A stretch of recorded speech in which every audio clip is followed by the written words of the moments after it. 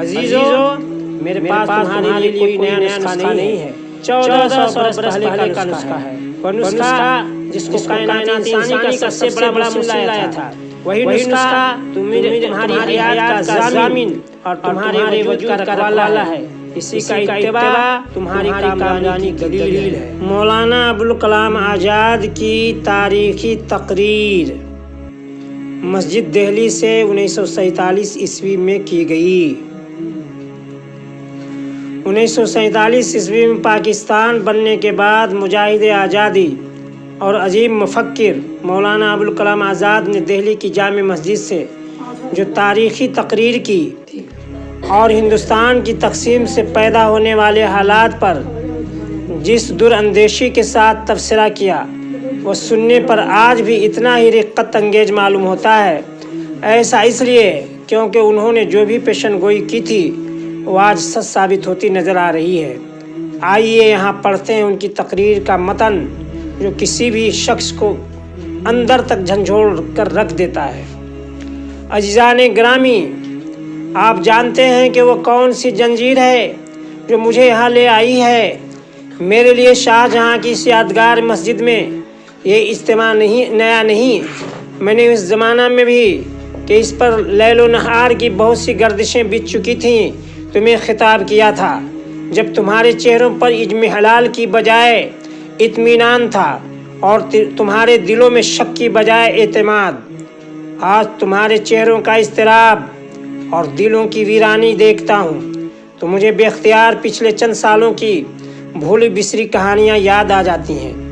تمہیں یاد ہے میں نے تمہیں پکارا اور تم نے میری زبان کاٹ لی، میں نے قلم اٹھایا اور تم نے میرے ہاتھ قلم کر دیے، میں نے چلنا چاہا تم نے میرے پاؤں کاٹ دیے، میں نے کروٹ لینا چاہی تو تم نے میری کمر توڑ دی، حتیٰ کہ پچھلے 7 سال کی تلخ نو سیاست جو تمہیں آج داغ جدائی دے گئی ہے، اس کے عہد شباب میں بھی میں نے تمہیں ہر خطرے کی شاہراہ پر جھنجھوڑا، لیکن تم نے میری صدا سے نہ صرف اعراض کیا بلکہ منع و انکار کی ساری سنتیں تازہ کر دیں۔ نتیجہ معلوم کہ آج انہی خطروں نے تمہیں گھیر لیا ہے جن کا اندیشہ تمہیں صراط مستقیم سے دور لے گیا تھا۔ سچ پوچھو تو اب میں ایک جمود ہوں یا ایک درافتادہ صدا جس نے وطن میں رہ کر بھی غریب الوطنی کی زندگی گزاری ہے۔ اس کا مطلب یہ نہیں کہ جو مقام میں نے پہلے دن اپنے لیے چن لیا تھا وہاں میرے بالوں پر کاٹ لیے گئے ہیں یا میرے آشیانے کے لیے جگہ نہیں رہی، بلکہ یہ کہنا چاہتا ہوں کہ میرے دامن کو تمہاری دست درازیوں سے گلا ہے، میرا احساس زخمی ہے اور میرے دل کو صدمہ ہے۔ سوچو تو صحیح، تم نے کون سی راہ اختیار کی، کہاں پہنچے، اب کہاں کھڑے ہو؟ کیا یہ خوف کی زندگی نہیں؟ اور کیا تمہارے حواس میں اختلال نہیں آ گیا؟ یہ خوف تم نے خود فراہم کیا ہے۔ ابھی کچھ زیادہ عرصہ نہیں بیتا جب میں نے تمہیں کہا تھا کہ 2 قوموں کا نظریہ 2 نیشن تھیوری حیات مانوی کے لیے مرض الموت کا درجہ رکھتا ہے۔ اس کو چھوڑو، یہ ستون جن پر تم نے بھروسہ کیا ہوا ہے نہایت تیزی سے ٹوٹ رہے ہیں، لیکن تم نے سنی انسنی برابر کر دی اور یہ نہ سوچا کہ وقت اس کی رفتار تمہارے لیے اپنا ضابطہ تبدیل نہیں کر سکتے۔ وقت کی رفتار تھمی نہیں۔ تم دیکھ رہے ہو کہ جن سہاروں پر تمہارا بھروسہ تھا وہ تمہیں لاوارث سمجھ کر تقدیر کے حوالے کر گئے ہیں۔ وہ تقدیر جو تمہاری دماغی لغت میں مشیت کی منشا سے مختلف مفہوم رکھتی ہے، یعنی تمہارے نزدیک فقدان ہمت کا نام تقدیر ہے۔ انگریز کی بساط تمہاری خواہش کے برخلاف الٹ دی گئی اور رہنمائی کے وہ بت جو تم نے وضع کیے تھے وہ بھی دگا دے گئے، حالانکہ تم نے سمجھا تھا کہ بساط ہمیشہ کے لیے بچھائی ہے اور انہی بتوں کی پوجا میں تمہاری زندگی ہے۔ میں تمہارے زخموں کو کریدنا نہیں چاہتا اور تمہارے اضطراب میں مزید اضافہ میرے خواہش نہیں، لیکن اگر کچھ دور ماضی کی طرف پلٹ جا تو تمہارے لیے بہت سی گرہیں کھل سکتی ہیں۔ ایک وقت تھا میں نے ہندوستان کی آزادی کے حصول کا احساس دلاتے ہوئے تمہیں پکارا تھا اور کہا تھا जो होने वाला है इसको कोई कौम अपनी नहुसत से रोक नहीं सकती। हिंदुस्तान की तकदीर में भी सियासी इनकलाब लिखा जा चुका है और इसकी गुलामाना जंजीरें 20वीं सदी की हवाएं हुर्रियत से कटकर गिरने वाली हैं। अगर तुमने वक्त के पहलू बपहलू कदम उठाने से पहले तही की और तत्तुल की मौजूदा ज़िंदगी को अपना शुआर बनाए रखा तो मुस्तकबिल का मुअर्रिख लिखेगा कि तुम्हारे गिरोह ने जो 7 करोड़ इंसानों का कौल था मुल्क की आज़ादी के बारे में वो रवैया अख्तियार किया जो सफ़े हस्ती से महव हो जाने वाली कौमों का शेवा हुआ करता है। आज हिंदुस्तान आज़ाद है और तुम अपनी आंखों से देख रहे हो कि वो सामने लाल किला की दीवार पर आज़ाद हिंदुस्तान का झंडा अपने पूरे शिकोह से लहरा रहा है। यह वही झंडा है जिसकी उड़ानों से हाकिमाना गुरूर के दिल आजार कहकहे तमस्खर किया करते थे। यह ठीक है कि वक्त ने तुम्हारी ख्वाहिशों के मुताबिक अंगड़ाई नहीं ली, बल्कि इसने एक कौम के पैदाइशी हक के एहतराम में करवट बदली है और यही वही इनकलाब है जिसकी एक करवट ने तुम्हें बहुत हद तक खौफ ज़दा कर दिया है। तुम ख्याल करते हो कि तुमसे कोई अच्छी शय छीन गई और इसकी जगह बुरी शय आ गई। ये वाक़या नहीं, वाहिमा है।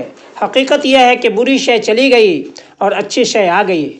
हाँ, तुम्हारी बेकरारी इसलिए है कि तुमने अपने तय अच्छी शय के लिए तैयार नहीं किया था और बुरी शय को ही निजात मादी समझ रखा था। मेरी मुराद गैर मुल्की गुलामी से है जिसके हाथ में तुमने मुद्दतों हाकिमाना तमा का खिलौना बनकर ज़िंदगी बसर की है। एक दिन था जब तुम किसी जंग के आगाज़ की फ़िक्र में थे और आज इस जंग के अंजाम से मुस्तरिब हो। आखिर तुम्हारी इस उजलत पर क्या कहूँ कि इधर अभी सफ़र की जुस्तजू ख़त्म नहीं हुई और इधर गुमराही का ख़तरा दरपेश आ गया है। मेरे भाई, मैंने हमेशा सियासियात को ज़ातियात से अलग रखने की कोशिश की है और कभी इस पर खारेवादी में कदम नहीं रखा है। यही वजह है कि मेरी बहुत सी बातें किनायों का पहली रही होती हैं, लेकिन मुझे आज जो कहना है मैं इसे बेरोक होकर कहना चाहता हूँ। मुत्तहदा हिंदुस्तान का बंटवारा बुनियादी तौर पर गलत था। मजहबी इख्तिलाफात को जिस ढब से हवा दी गई इसका लाजमी नतीजा यही आसार व मज़ाहिर थे जो हमने अपनी आँखों से देखे और बदकिस्मती से बाज़ मकामात पर अभी तक देख रहे हैं। पिछले 7 बरस की उरूदात दोहराने से कोई ख़ास फ़ायदा नहीं और न इससे कोई अच्छा नतीजा निकल सकता है। अलबत्ता हिंदुस्तान के मुसलमानों पर मुसीबतों का जो रेला आया है वो यकीनन मुस्लिम लीग की गलत क़यादत की फाश गलतियों का बदही नतीजा है। ये सब कुछ मुस्लिम लीग के लिए जो मौजिब है हैरत हो सकता है, लेकिन मेरे लिए इसमें कोई नई बात नहीं। मैं पहले इन्हीं से इन नतायज पर नज़र रखता था।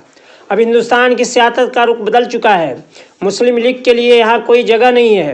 अब यह हमारा अपने दिमागों पर मुनहसर है कि हम किसी अच्छे अंदाज़े फ़िक्र में सोच भी सकते हैं या नहीं। इस ख्याल से मैंने नवंबर के दूसरे हफ्ता में हिंदुस्तान के मुसलमान रहनुमाओं को दिल्ली बुलाने का कसद किया है। दावतनामे भेज दिए गए हैं और इसका यह मौसम आर्जी है। मैं तुमको यकीन दिलाता हूँ कि हमको हमारे सिवा कोई ज़ेर नहीं कर सकता। मैंने हमेशा कहा और आज फिर कहता हूँ कि तज़ब्ज़ुब का रास्ता छोड़ दो, शक से हाथ उठा लो और बेअमली को तर्क कर दो। ये 3 धार का अनोखा खंजर लोहे की इस 2 धारी तलवार से ज़्यादा कारी है जिसके घा की कहानियाँ मैंने तुम्हारे नौजवानों की ज़ुबानी सुनी है।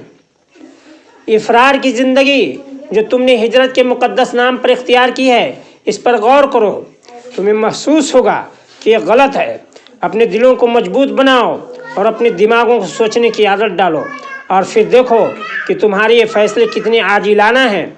आखिर कहाँ जा रहे हो और क्यों जा रहे हो?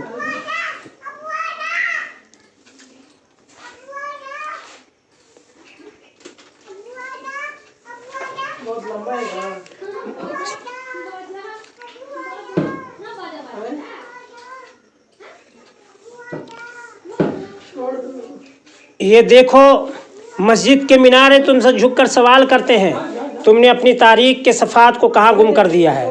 अभी कल की बात है, कहीं जमुना के किनारे तुम्हारे काफ़िलों ने वजू किया था और तुम हो कि यहाँ रहते हुए खौफ महसूस होता है, हालांकि दिल्ली तुम्हारे खून की सींची हुई है। अजीजो, अपने अंदर एक बुनियादी तब्दीली पैदा करो। जिस तरह आज से कुछ अर्सा पहले तुम्हारा जोश व खरोश बेजा था, इसी तरह आज तुम्हारा ये खौफ व हरास भी बेजा है। मुसलमान और बुज़दिली और मुसलमान और इश्तियाल एक जगह जमा नहीं हो सकते। सच्चे मुसलमान को न तो कोई तमा हिला सकती है और न कोई खौफ डरा सकता है। चंद इंसानी चेहरों का गायब आज नज़र हो जाने से डरो नहीं। उन्होंने तुम्हें जाने के लिए इकट्ठा किया था, आज उन्होंने तुम्हारे हाथ से अपना हाथ खींच लिया है, तो ये तज्जुब की बात नहीं है। ये देखो कि तुम्हारे दिल तो इनके साथ ही रुखसत नहीं हो गए। अगर दिल अभी तक तुम्हारे पास हैं तो उनको अपनी इस खुदा की जलवागाह बना, जिसने आज से 1300 बरस पहले अरब के एक उम्मी की मार्फत फरमाया था। जो खुदा पर ईमान लाए और इस पर जम गए तो उनके लिए न तो किसी तरह का डर है और न कोई गम। हवाएं गुजर जाती हैं, ये सरसर सही, लेकिन इसकी उम्र कुछ ज़्यादा नहीं। अभी देखती आँखों इब्तिला का ये मौसम गुजरने वाला है। यूँ बदल जा जैसे तुम पहले कभी इस हालत में न थे। मैं कलाम में तकरार का आदी नहीं, लेकिन मुझे तुम्हारी तगाफुल कशी के पेश नज़र बार बार कहना पड़ता है कि तीसरी ताकत अपने घमंड का पिश्तारा उठाकर रुखसत हो चुकी है। जो होना था वह होकर रहा है। सियासी जहनीत अपना पिछला साना तोड़ चुकी और अब नया साना ढल रहा है। अगर अब भी तुम्हारे दिलों का मामला बदला नहीं और दिमागों की चुमन ख़त्म नहीं हुई तो फिर हालत दूसरी है। लेकिन अगर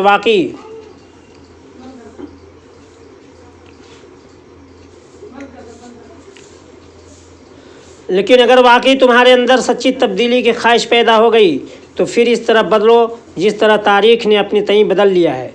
आज भी कि हम एक दौरे इनकलाब को पूरा कर चुके हैं। हमारे मुल्क की तरक्की में कुछ सफ़े खाली हैं और इन सफ़ों में हम ज़ेब उन्मान बन सकते हैं, मगर शर्त यह है कि हम इसके लिए तैयार भी हैं।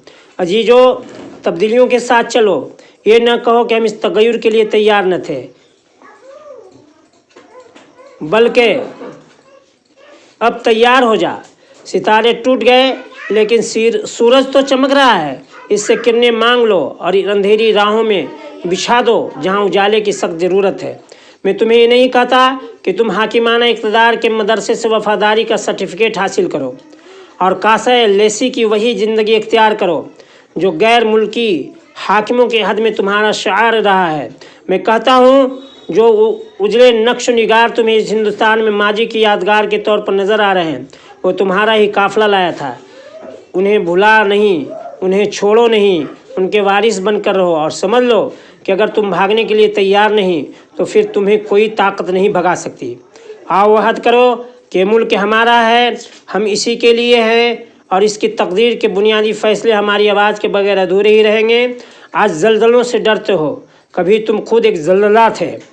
आज अंधेरे से कांपते हो, कि याद नहीं रहा कि तुम्हारा वजूद एक उजाला था।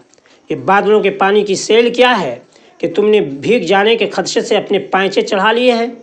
वो तुम्हारे ही असलाफ थे जो समंदरों में उतर गए, पहाड़ों की छातियों को रौंद डाला। बिजलियाँ आई तो उन पर मुस्कुराए, बादल गरजे तो कहकहों से जवाब दिया, सरसर उठी तो रुख फेर दिया। आंधियाँ आई तो उनसे कहा, तुम्हारा रास्ता ये नहीं है, ये ईमान की जाकुनी है कि शहंशाहों के गरीबानों से खेलने वाले आज खुद अपने ही गरीबान की तार बेच रहे हैं और खुदा से इस दर्जा गाफिल हो गए हैं कि जैसे उन पर कभी ईमान ही नहीं था। अजीज़ों, मेरे पास तुम्हारे लिए कोई नया नुस्खा नहीं है, 1400 बरस पहले का नुस्खा है। वह नुस्खा जिसको कायनात इंसानी का सबसे बड़ा मुहसिन लाया था। वही नुस्खा तुम्हारी हयात का ज़ामिन और तुम्हारे वजूद का रखवाला है। इसी का इत्तिबा तुम्हारी कामरानी की दलील है।